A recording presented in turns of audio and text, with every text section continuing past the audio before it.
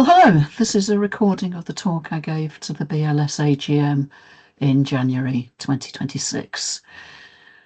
I was invited to talk about churchyard records, and what I want to look at is what do the churchyard records that we have, and there are a lot of them, what do they actually tell us? And what could we maybe do to make them more informative? So, churchyards. They are obviously a man-made habitat, and some people rather dismiss them because of that. But then, if you think about it, almost all of Britain is one way or another a man-made habitat. Churchyards are just rather more obviously so. They are a rich habitat for lichens for lots of reasons, but mainly because of the variety of microhabitats there. Lots of small areas, different stone types, different aspects. Some are shaded, some are in the sun. Even a building as small as this. This isn't even a church. This is actually a friend's meeting house in Northumberland. It has windowsills, it has the roof, it has the steps, it has a boundary wall, it has headstones, it has a tree. And all of those are lichen habitats and habitats for different lichens. So even a really small yard like this can be very rich. Churchyards tend to be relatively undisturbed and unmanaged. They used to be more heavily managed than they are now, but these days, relatively not interfered with very much. Generally, very little use of pesticides and herbicides, and of course that helps as well.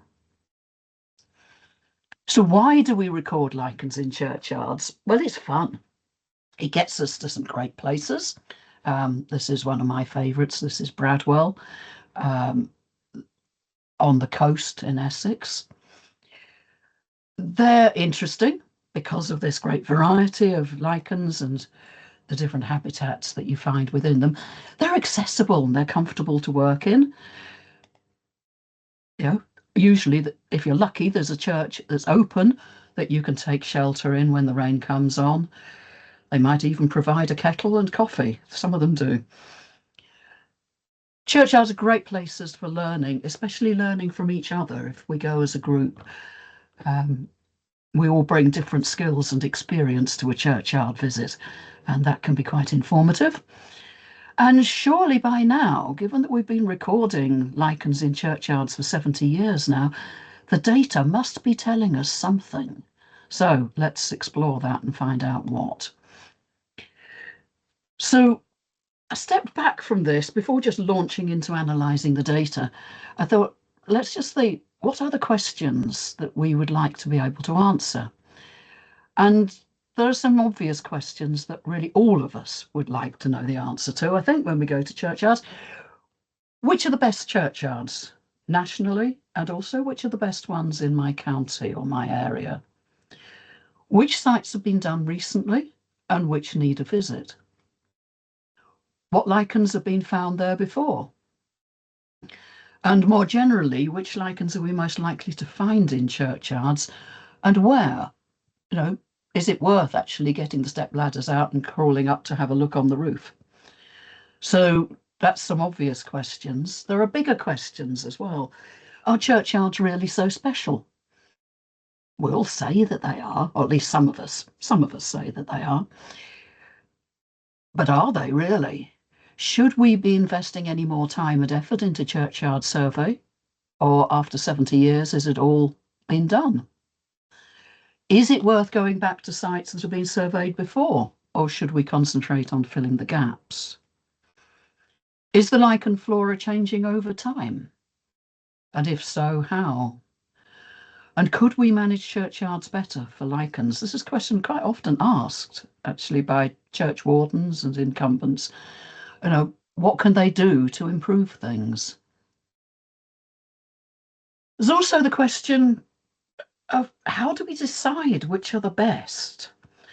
We tend to evaluate churchyards based at the moment on just the overall species count. But that really favours the large yards and cemeteries that have got a lot of different habitats, open spaces, areas of shade, areas of sun. They've maybe got areas where there are trees and a variety of trees, maybe some wooden benches. So overall species count, yes, it's the easiest way to evaluate them, and that's what we tend to do at the moment. But it really does favour those large yards. Perhaps better to just look at the Saxicola species count. Um, that's more comparable between churchyards, especially given that some surveyors record the trees and others don't. So that side of the recording is quite patchy. Could look at the current species count rather than taking into account things that used to be there 60 or 70 years ago and are long gone. Or do we need some sort of scoring system for desirable and undesirable species? Tom Chester did attempt to develop something like that quite a long time ago, but it was very much focused on his local area, and it's quite hard to see how we would do that, I think, on a national basis, given that churchyards in the north are so different to churchyards in the south or the Midlands or the southwest. Quite difficult to come up with an overall scoring system. But the question has to be, should large sites with a great variety of headstones and long boundary walls always be coming out the best?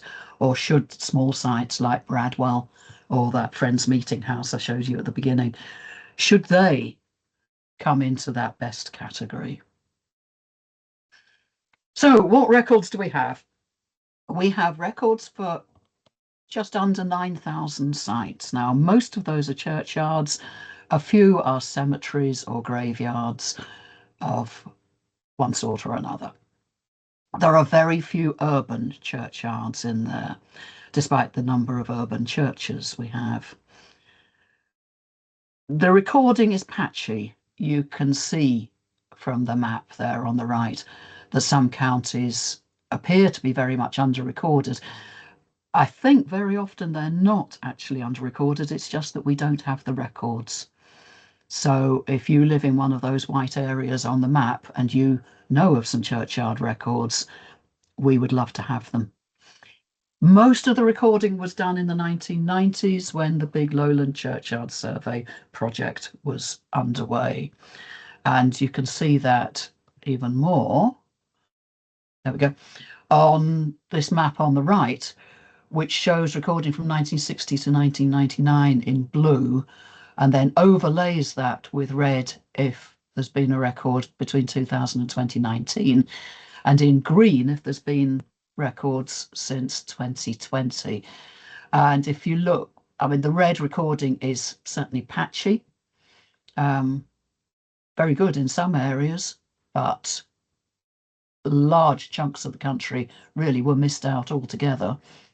And since 2020, you can probably see on the screen there's 1, 2, 3, 4, 5, 6 areas really where there is churchyard recording going on at the moment. So it is patchy, and there are large areas of white space on the map, especially for the areas around Cheshire, Lancashire, and in Wales, where I'm sure there are churches and churchyards, but they haven't been looked at, or at least we don't have the records.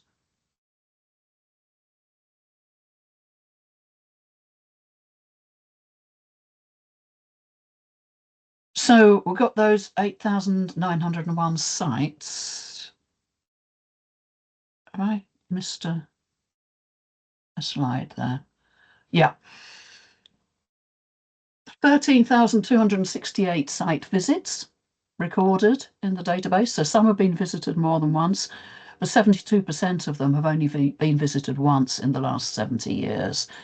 And again, you can see that most of that was doing in the 1990s. Only 960 have been visited more than twice, but some of those are obviously known hotspots. Mendlesham, for instance, 18 times, Kinnerton 17, Godsill 16. So these are the places that people go back to again and again, and for good reason. Across time, across those 70 years, that averages it out at 39 species records per visit. But 905 of those visits only recorded one species. So somebody went in, had a good look round, found one thing of interest, and noted the record for that, but didn't note anything else. Excuse me. And that applies particularly to the early recording. If you go back pre the 1990s, that was very often the case. The number of species per visit increased steadily until recently and has now dropped off. And it's interesting to look at that increase and think, well, is that a trend now towards full recording of the churchyards with more and more comprehensive lists being produced? Is it our increasing expertise as surveyors? Could well be. Is it because we're now looking at the trees and the wooden benches as well as the stone substrates? Or is this actually a genuine change in the lichen flora as churchyards become less managed? The drop-off is interesting. There's been quite a turnover of the people who are doing churchyard lichen surveys now, and a lot of the surveys are now being done by people who are relatively inexperienced. They're learning fast and they're doing very good work, but they're not recording those massive species lists of 100 or more per visit.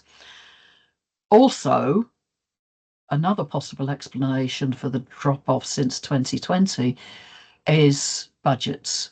Churchyards are becoming much more shaded now as the trees are growing up.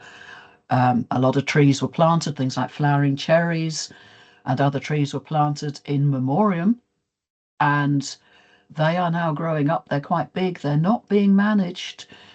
And so churchyards that were quite open now are really quite heavily shaded, and that leads to a loss of species. This is something I can see every day when I walk through my local churchyard here in Ponteland. So an interesting trend there. How many species have been recorded in a single day? The winner is Stackpole at 147 in a single day. Widdicombe in the Moor, 146.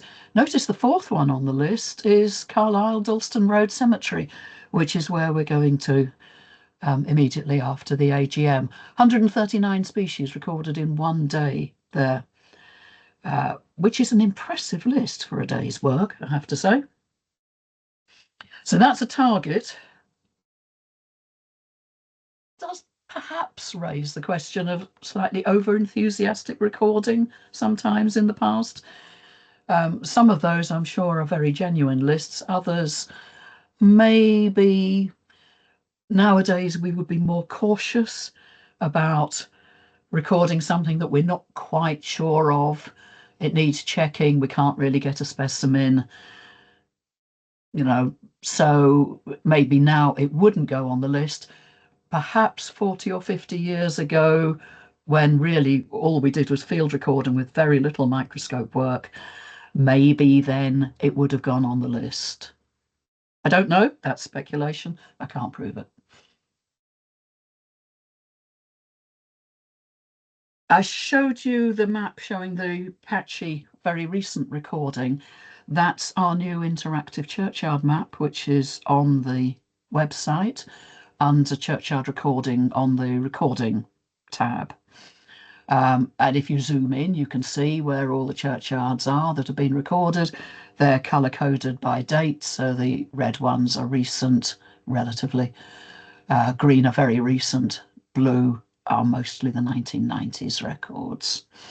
And you can click on one of those dots and up comes the details, not the actual species records, but it tells you which vice county it's in, what the grid reference is, and when it was visited and how many species were recorded on each visit. So do make use of that. It's a new feature on the website and I'm already finding it very useful. Once you've tracked down a churchyard that you think really deserves a visit, it hasn't been done for a good long time, or maybe it's never been looked at, ask me, because it's always possible, even if you think, if it doesn't appear on the interactive map, it may actually have been looked at, but the records may not be have been identified as being from the churchyard. So sometimes I can find those in the database anyway. But if there are known records and there's a survey, just ask me and I'll send you the records in spreadsheet form, something like this. Okay, where are the best sites was one of my questions. The red dots on this map show you where there are sites with more than 100 species recorded overall. Again, it's a patchy distribution. I'm afraid I'm always saying that about BLS data. You can certainly identify where certain people live. But I think a lot of it, a lot of those red dots probably do genuinely represent good churchyards. My question is whether the blue dots or the nearly empty dots, the very pale dots, merely represent under recording, and perhaps if we had a closer look and spent a bit more time there, we would find more. Very low species counts, as you would expect in the former industrial areas. So that's the northeast, Lancashire, West Yorkshire, Birmingham, areas like that. The most species-rich sites so far. This list does have similarities to the list of the most visited. Mickleham, which was very close to where Frank Dobson lived. Iwan Courtney, Stopham in Sussex, a favourite of Simon Davy and all the Sussex lichen recorders. East Bergholt. But you can see Mickleham, I mean, comes out way on top. It was visited many times. It was thoroughly recorded. Again, it makes you wonder how much we've missed in some of these others. You look in the north of England, just zoom in on that a little bit. The richest churchyards appear to be on the west side in Cumbria and on the west side of the Pennines, where the climate is wetter and pollution levels have historically been much lower. The northeast, a great history of pollution, and it's dry. And yeah, that's not particularly good for lichens. In the south of east of England, some interesting patterns there. I wanted to overlay this with a geology map, but I couldn't find one that fitted. But there seems to be a pattern where the richest sites are concentrated on the northern edge of the South Downs. I don't know whether you can see my cursor, but if you can, it's here. And perhaps on the southern edge, the south-facing edge of the North Downs. So these churchyards, actually a lot of them are actually at the foot of the hills. They're not on the limestone or the chalk in this case, but they have a lot of limestone or chalk in their buildings and walls and headstones, and that makes for richer lichen floras. The low species counts for London and the Thames Valley may well be genuine. That's the green dots. Look at the Midlands. Yeah, a very strange distribution of churchyards that have and have not been surveyed, and also an interesting pattern of high value churchyards, which would appear to correlate to where certain people have lived and worked. And the big red patch in the middle, I think, is Mark Powell. I could be wrong.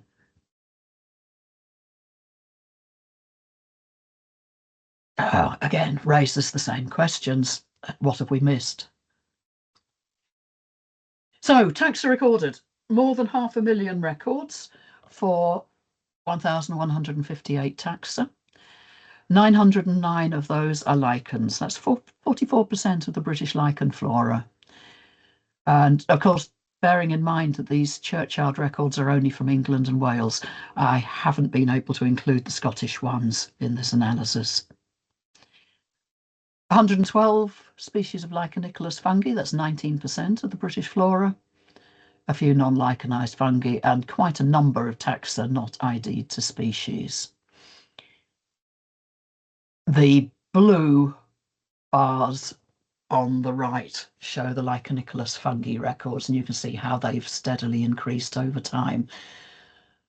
Number of lichen species, it did peak in the 1990s when all that recording was done, but actually not by very much. And it's kept fairly steady since. The number of taxa recorded in more than 5% of visits is an interesting way of looking at this. Look at the green line on the left.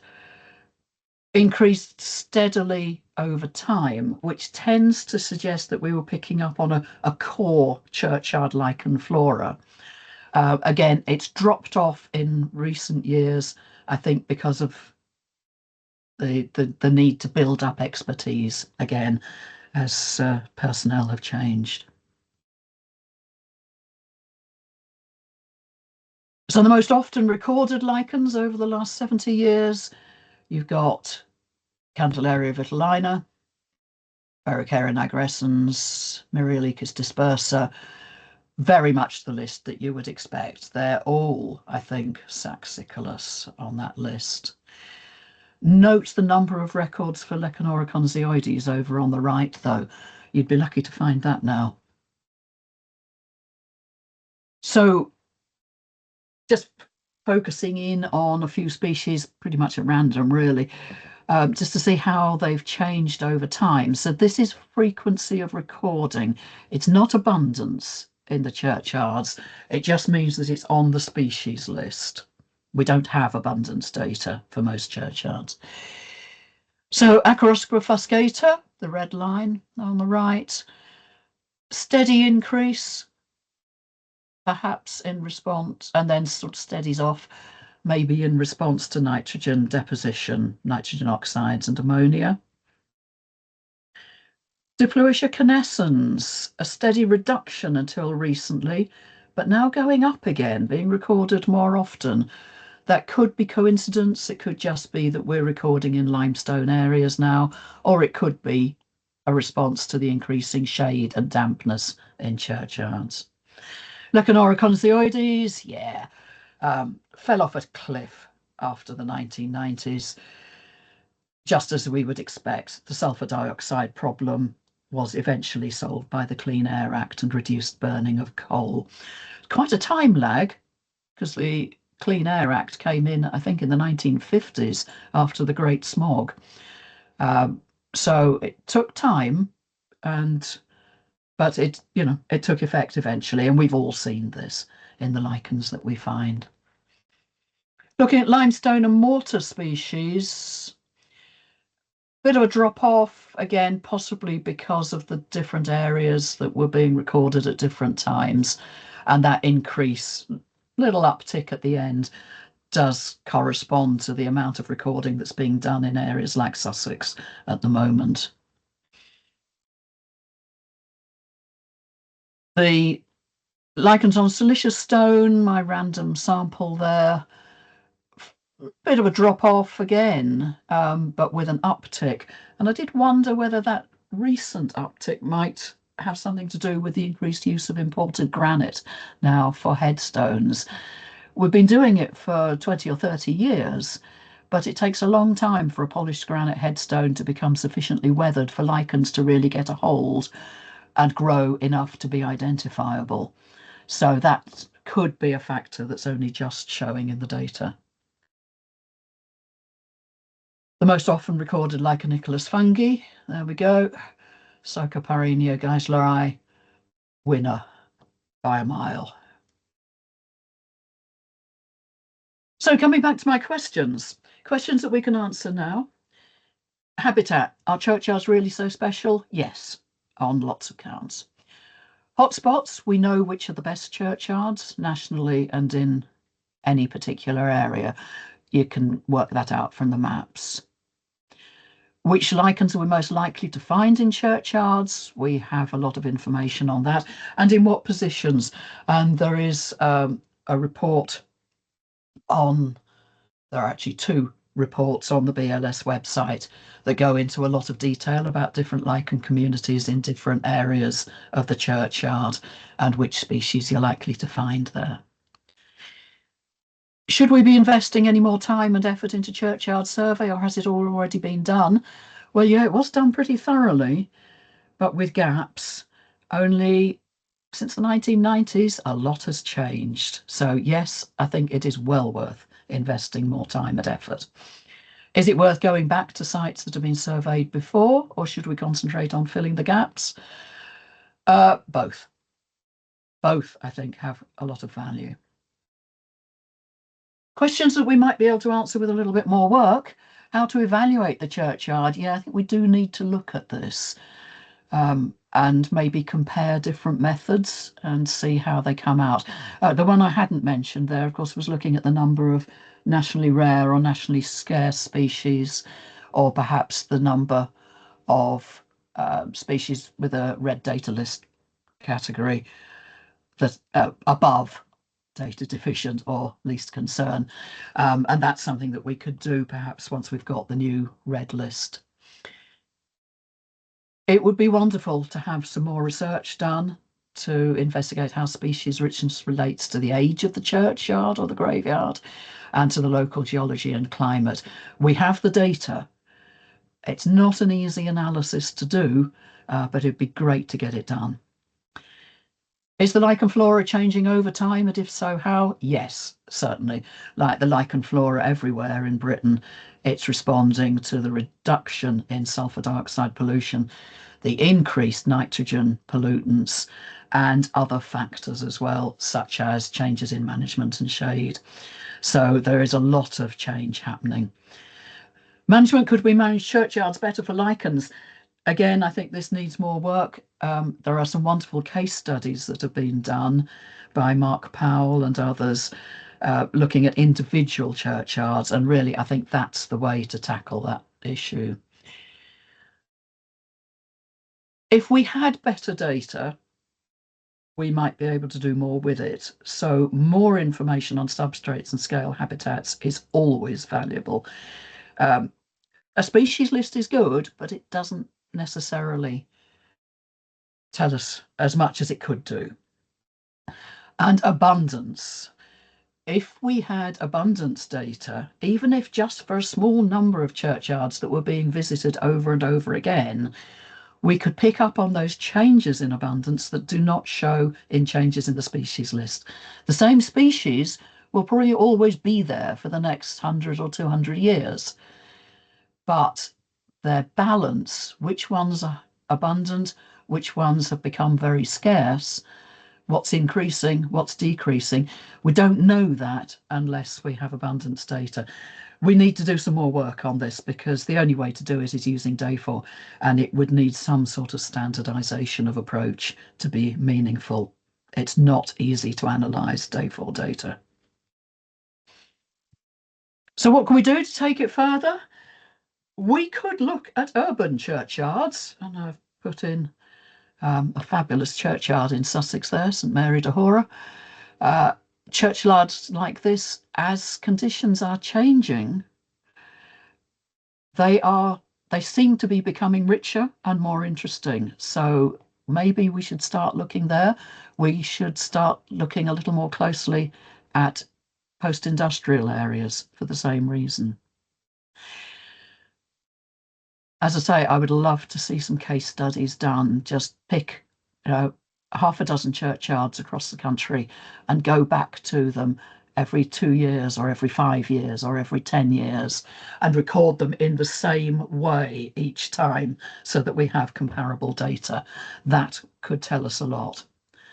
And returning to sites that have not been recorded for decades, document the change, and if they're interested, advise the church wardens on management. Any questions, comments and suggestions for churchyard recording are always welcome. That's my email. You're very welcome to get in touch with me, and enjoy your churchyard recording. Thank you.